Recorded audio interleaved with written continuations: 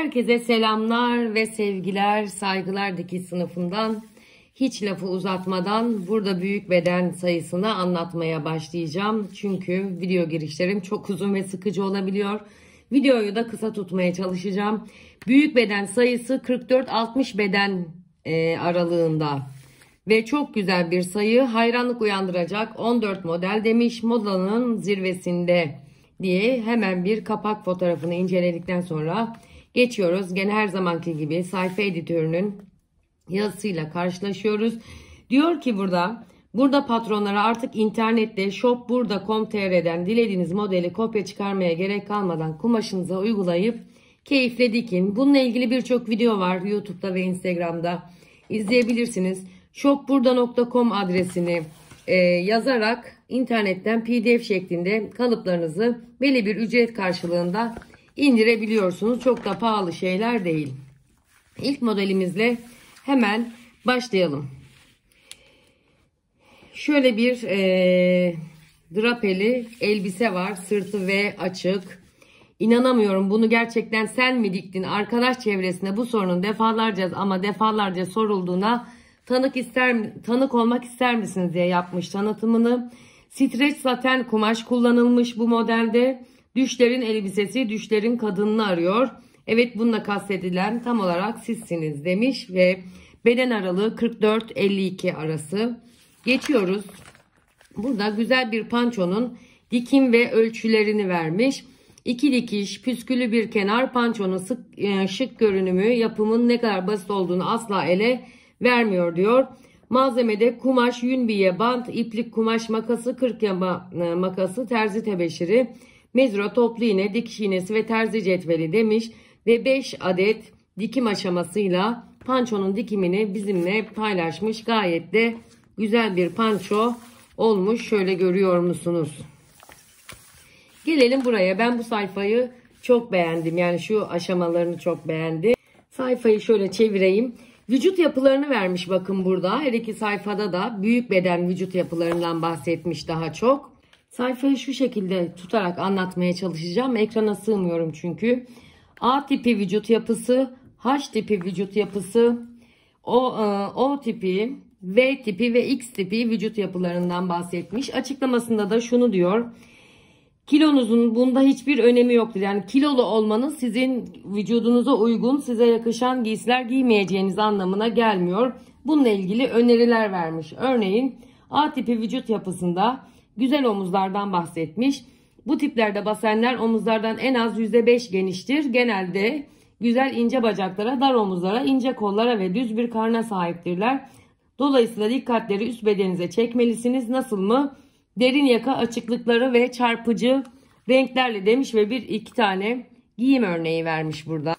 H tipi yani H tipi vücut yapısına geldiğinde de omuzlar, göğüsler ve basenler yaklaşık aynı genişliktedir. Bu durum sporcu bir kişi etkisi yaratır demiş ve nasıl giyinmemiz gerektiğinden burada bahsetmiş, örnekler vermiş. Yalın, kupsuz, bedene oturmayan kesimler, dar pantolonlar ve ceketler uygundur. Ton sür ton kombinasyonlar vücudu uzatır demiş. Gelelim O tipi vücut yapısına şurada. Hepsini tabii ki tek tek okuyamam size. Çok uzar ve dergiyi almanız gerekiyor bunları öğrenmeniz için. Son moda uzun gömlekler ve tunikleri önermiş. Burada da bu kişilerin yuvarlak bir vücut yapısı vardır. Tunikler ve çok geniş gömlek stili bluzlarla vücudunuzu güzel gösterin. Ceketler ise dar olmamalı. Uzun kesimli üst parçalar silüetinizi uzatır demiş. V tipi vücut yapısına da böyle iki tane güzel örnek vermiş. Çok beğendim bu önerileri ben. X vücut yapısında da şöyle bir örneği var. Şu giyimleri vermiş ve ilk elbiseyi göstermiştik, hatırlarsanız asimetrik bir elbise vardı. X vücut yapısında da gördüğünüz gibi bel ince, kalçalar geniş ve omuzlarla kalçaların ölçüsü neredeyse aynı gibi olmuş. Gelelim model incelemelerimize. Burada gene benim bayıldığım, bu sayıda en sevdiğim modellerden biri olan nervürlü şu gömlek var. Nervürlerden aşağıya pililer açıldı, yani açıklıklar olduğu için büyük bedenlere göre oldukça uygun bir model olduğunu düşünüyorum. 44-52 beden aralığında vermiş. Kumaş önerisi olarak da pamuklu kumaşı önermiş. Hakim yakalı bir model. Burada da boru pantolon gene 44-60 beden aralığında verilmiş. Çok şık. Büyük bedende özellikle pantolon kalıbı bulmanın ne kadar güç olduğunu büyük bedenler için biliyorum. Oldukça güzel bir spor pantolon vermiş. Tabi burada bel size gene düşük gelirse, bel ölçüsü düşük gelirse bunu gene o belli kurallara göre uzatma tekniğini uygulayabilirsiniz, rahatlıkla biliyorsunuz. Yapay deriden dikilmiş. Kumaş önerisi olarak da yapay deriyi vermiş. Gelelim buraya. Yine benim bu sayıda en beğendiğim ve mutlaka kursiyerlerimle önümüzdeki günlerde dikecek olduğumuz günlük spor, ister eşofman üstü, ister pijama, ister gece kıyafeti, ne yaparsanız yapın uygun kumaşta yaptıktan sonra kumaşın deseninin çok bir önemi olmuyor. Bir kalıpla gece kıyafeti de dikebilirsiniz, yatak pijaması da dikebilirsiniz. Onu söylemek istiyorum. Gene 44-60 beden aralığında vermiş bunu. Kumaş önerisi olarak da jarse bir kumaş önermiş. Jarse kumaş öneriyorsa bilin ki dar kesimli bir kalıptır bu. Dar kesimli bir kalıp olduğu için belki hani işi riske atmamak için ve jarse bir kumaşınız yoksa bir beden büyüğünü çalışabilirsiniz demektir. Burada gene büyük beden viskon krepten yapılan bir pantolon görüyoruz. 44-52 beden aralığında. Aynen modelimizde olduğu gibi cep ağızları hafifçe yuvarlanmış bu pantolona büyük kışlık şıklık katan yandaki bantlar yalnızca üstten dikilerek takılıyor.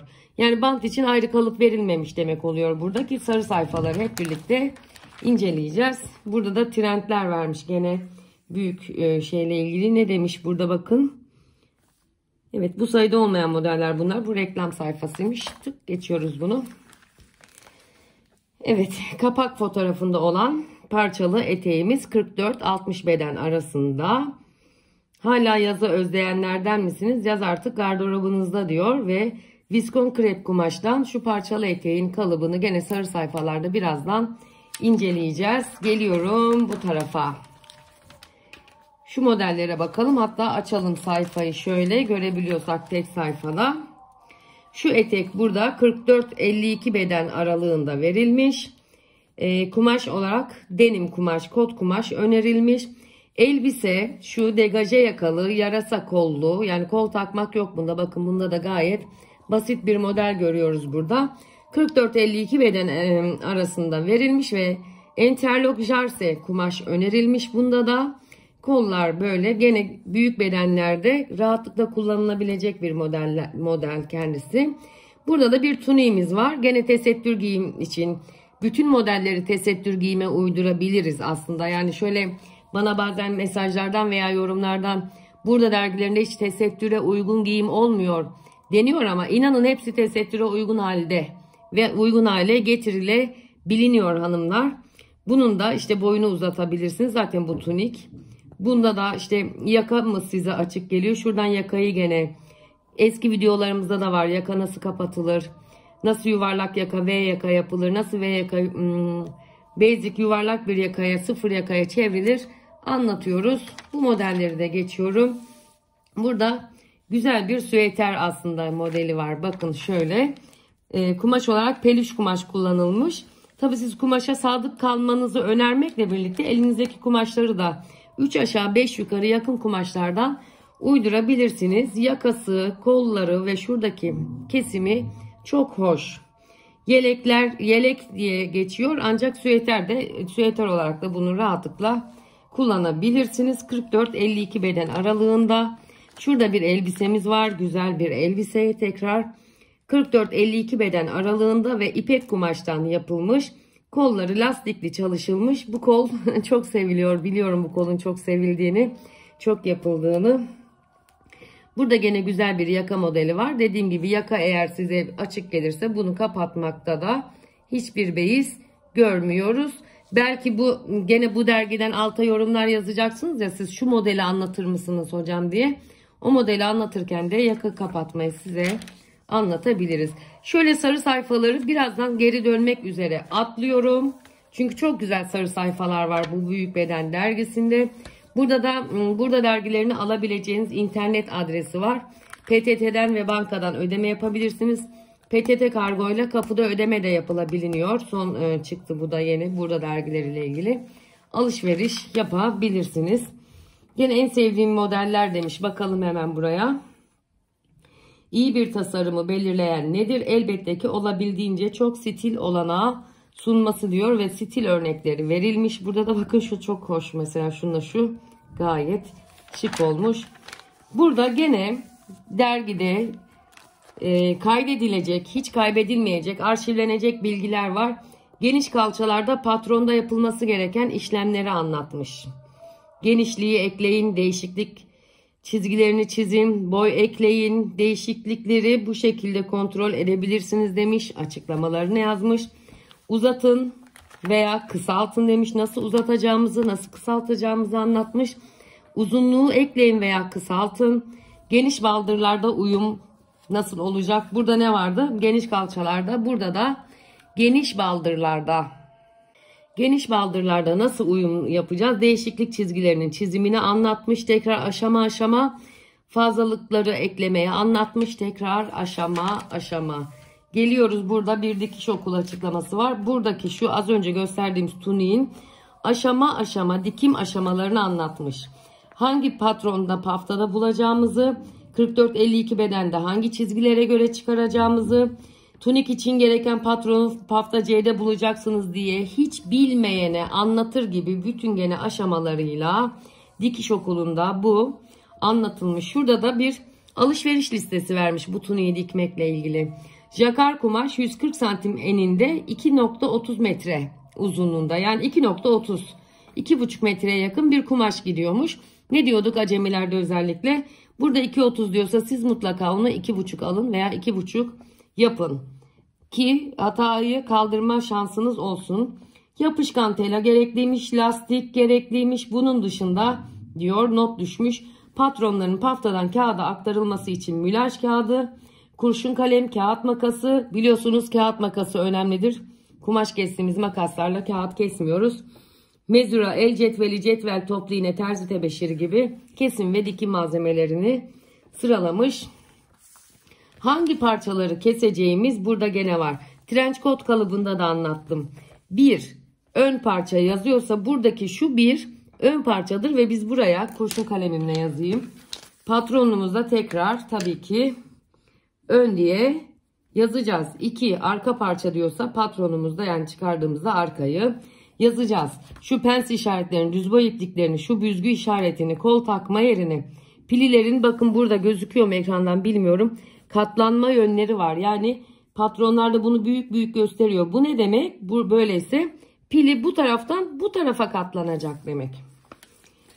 Sonra nasıl keseceğinizi, parçaları nasıl keseceğinizi, işaretleri nasıl aktaracağınızı, pensleri nasıl kapatacağınızı, sırasıyla tuniği bitirene kadar neler yapacağınızı aşama aşama hepsini göstermiş. Her dergide bir tane dikiş okulu oluyor. Biliyorsunuz. Gelelim benim favori modelime. Şu model bakın ileri seviyede dikiş bilgisi gerektiren bir model olmakla birlikte yakasına, kuplarına bayıldım. Ama bunu acemiyseniz dikmenizi önermiyorum. İleri seviyede bir dikiş bilgisi ister, kup birleştirme özellikle, ama bu dergi sizde olduktan sonra şimdi dikmezsiniz de 6 ay sonra dikersiniz. Değil mi? O yüzden bu dergideki en beğendiğim modellerden biri benim bu oldu.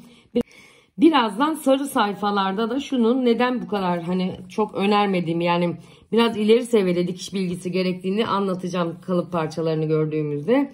Gayet şık ve çok hoş bir mantı olmuş. 44-54 beden aralığında vermiş ve yünlü kumaş öneriyor. Şu tunik gene burada bakınız, büyük bedenler için harika bir tunik olmuş ve dikimi çok kolay. Arkası robalı. Kumaş önerisi viskon. 44-52 beden aralığında. Şuna gelelim. Burada da bir ceket var. Blazer ceket. Gene 44-52 beden aralığı verilmiş. Jakar kumaş. Geçen gün videoda hatırlayamadığım o kumaşın adı jakar kumaştı. Brokardan sonra bir kumaş vardı ya, hatırlayamadığım jakar kumaştı. Jakar kumaş önerilmiş. Burada da ne diyor şu ceket için? Şöyle ekrana sığdırayım. İster toplantı ister akşam yemeği hafifçe bele oturan bu jakar blazer, uzun ve ince röverli yakası, kapaklı cepleri ve ince kollarıyla her an parlamanızı sağlar diyor. Bu saydıklarım yani ne diyor? Gene biraz ileri seviyede dikiş bilgisi gerekiyor diyor. Bu orta seviyede dikiş bilgisiyle rahatlıkla dikebilirsiniz. Bence çok güzel. Mesela şunu herkes dikebilir. Yani biraz dikiş bilgisiyle bu ve birkaç YouTube videosuyla, özellikle ben buna benzer modeller de çok anlattım. Benim gibi anlatanlar da var. Gri bir tunik anlatmıştım, hatırlayacaksınız. Bu sadece onun raglan kollusu ve büyük bedeni düşünün ve şu çok güzel kolları da bakın, balon kol dediğimiz ribanayla şeyle toplanmış. Son derece şık, 44-60 beden arası. Biz büyük ihtimalle bu kalıbı gene elimizde eskitiriz. Çünkü biz böyle bir kalıp bulduğumuz zaman çok kullanıyoruz. Hepimiz dikiyoruz. Hepimiz defalarca farklı kumaşlardan dikiyoruz. Böyle kalıplara biz böyle hani eltiler kalıbı, bizim milli kalıbımız, bizim şu kalıbımız diye isimler de koyuyoruz. Ve çok seviyoruz. Gene buradanın klasikler arasına girecek kalıplarından biridir. Yıllarca kullan. 10 yıl sonra da bunu diker giyersin. Hiçbir şey olmaz bu modele. Öyle düşünün. Gene burada boru paça bir pantolon modelimiz var. Bir önceki modelde örgü kumaş önerilmiş. Boru pantolonda dalgıç kumaş ve jarse önerilmiş. Şu kumaş şu pantolon için diyorum. Bunun kalıbı da var. Şurada da gene az önce söylediğim hani bizim hani çok diktiğimiz, çok dikebildiğimiz, çok dikmeyi sevdiğimiz yeni başlayanlar için çok önerdiğimiz modellerden biri de gene bu. Şuradaki model bakın son derece şık ve 44-60 beden arası, 60 bedene kadar dikebilirsiniz bunu. Bunda da dalgıç kumaş önerilmiş. Büyük bedende şöyle bir kalıp buluyorsanız zaten bu kalıba istediğinizi de yapabilirsiniz. Daha sonradan yaka ekleyebilirsiniz, açabilirsiniz, kapatabilirsiniz. Elbiseye çevirebilirsiniz. Kısa kollu yapabilirsiniz, uzun kollu. Kolda model uygulamalar yapıp balon kollu. Yani bundan 50 taneye yakın model tasarlayabilirsiniz. Kesebilirsiniz, böl parçala yapabilirsiniz. Yapabilirsiniz de yapabilirsiniz. Aynı şey burası içinde. Evet, şu çok parçalı kalıplarda oynama yapmanızı belki çok önermiyorum ama bu kalıplarda puzzle gibi oynama yapabilirsiniz ve çok güzel kalıplar. Gelelim, şurada bir parka modelimiz var. Hangisini anlatmak isterseniz, anlatmamı isterseniz onu anlatacağım ama şu da anlatmak istediğim modellerden biri açıkçası. 44-52 beden aralığı verilmiş. Polyester kumaş öneriliyor. Son derece şık. Ama işte metal fermuarları, metal çıtları falan var. Malzemenizi ona göre belirlersiniz ve sarı sayfalarda zaten şimdi bakacağız ki yağmurluk olarak düşünülmüş. Polyester kumaş önerilmiş. Şurada ne diyor? Akıllı bir ayrıntı demiş. Kapaklı ilik cepler çok fazla dikkat çekmese de ellerinizi rahatça ısıtabileceğiniz kadar derin demiş. Şurada verdiği şeylerden, bir öncekilerden. Biraz daha bele oturmasını mı isterdiniz? Elbette bunun için beldeki kordonu çekmeniz gerekli, yeterli. Belde bir tünel ve kordon çalışılmış. Burada gördüğünüz gibi. Yine bu sayfada da bir önceki sayfalardaki modellerle ilgili küçük detaylar, küçük ayrıntılar, küçük dipnotlar ve ipuçları, püf noktaları size verilmiş. Geçiyoruz hemen buraya. Evet, eski sayılar, yeni sayılar, paket sayıların olduğu açıklamalar var. Bakın burada da ölçü tablosu var. Büyük beden için. Bu çok önemli. Bütün burada dergilerinde bu ölçü tabloları oluyor. İşte diyor ki mesela hocam benim göğüs ölçüm 110. Kaç bedenden kesmeliyim? Biz bunları ezbere bilemeyiz. Bunları kimse ezbere bilemez. Basen ölçüm 128. Kaç bedenden ölçmeliyim, biçmeliyim, kesmeliyim, çizmeliyim gibi sorular var. Bu tablolardan yararlanıyoruz. Biz de bu tablolardan yararlanıyoruz. Siz de bu tablolardan yararlanacaksınız. Yani kalça ölçüsü 60. Ne diyor burada? Basen ölçüsü 128 olan bir kişi 52 bedenden kesecekmiş gibi bakacağız. Tablo okumayı da belki bir gün size, eğer yorumlar kısmına yazın, böyle bir eksiğiniz varsa rahatlıkla anlatabilirim. Burada da nasıl ölçü alacağımızı anlattığımız bir sayfa var. Ondan sonra da dergimizi bitiriyoruz ama ben şu sarı sayfalara bir dönüş yapmak istiyorum. Sarı sayfalar çok önemlidir. Daha önce de söyledim. Hangi sayıyı alırsam alayım, ben bir burada dergisini elime almışsam, ister son sayı olsun, ister 20 yıl öncesinin sayısı olsun, ister geçen yılın sayısı, ilk önce hiçbir şeyine bakmadan önce açarım sarı sayfalarına ve şuradaki modellere toplu bakışa bir göz atarım. Hangi modeller var? Ve gene modellere bakmadan önce sarı sayfalarını incelerim. Ondan sonra döner hangi kumaş kullanılmış, hangi renkler, hangi renk kombinlenmiş kısmına bakarım. Buralar teknik kısımlardır. Şuralar artistik kısımlardır. Yani artistik görüntüleridir. Bu teknik çizimdir. Bu teknik çizimdir. Bu normal görüntüsüdür. Buna bakıp da ben bu kumaştan dikemem, bu bana yakışmaz, bu renk bana olmaz demiyoruz. Ne yapıyoruz? Teknik çizimleri inceliyoruz. Sarı sayfalarda da her zaman buralarda dikişe ilişkin bilgiler ve ipuçları olur. Şu işaretler ne anlama gelir? Bakın. Kalıpların kol üstlerine, pantolonların altlarında var ya, önceki videolarımda da bahsettiğim şu işaret büzeceğiz anlamına geliyor. Yedireceğiz ve esneteceğiz. Yani büzmek, yedirmek, esnetmek. Şunlar ne işaretler anlamına geliyormuş kalıplarda. Şunlar ne anlama geliyormuş. Hepsi burada var. Teknik çizimlerde gördüğünüz her işaretin açıklaması burada var.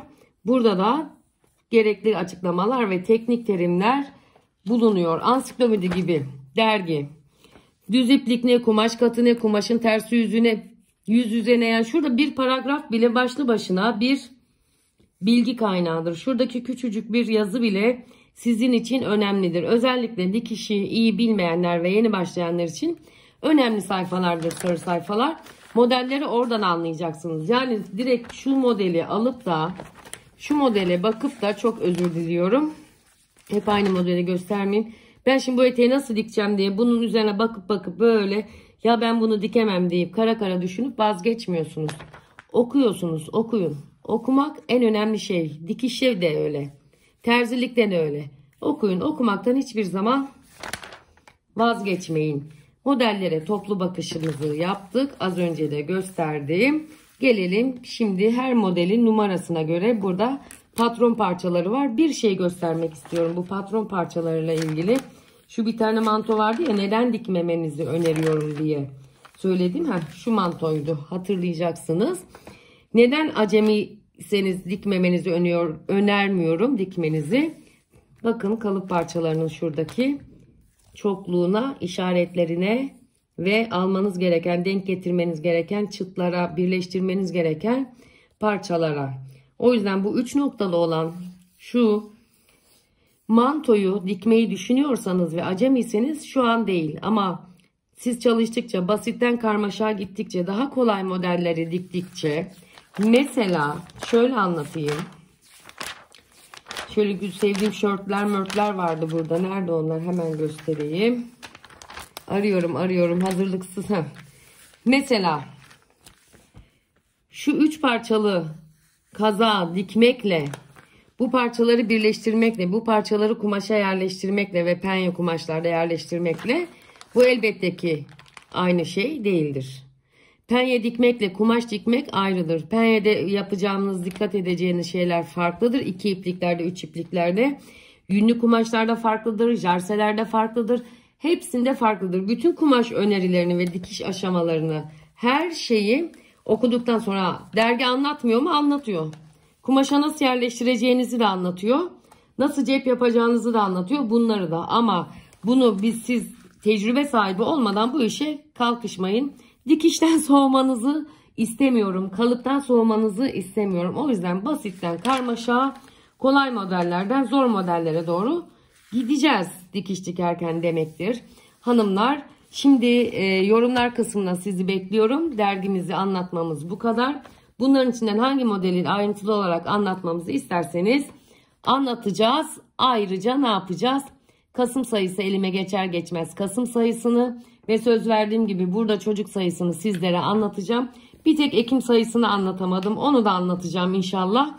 Görüşmek üzere. Teşekkür ediyorum. Selamlar ve sevgiler dikiş sınıfından.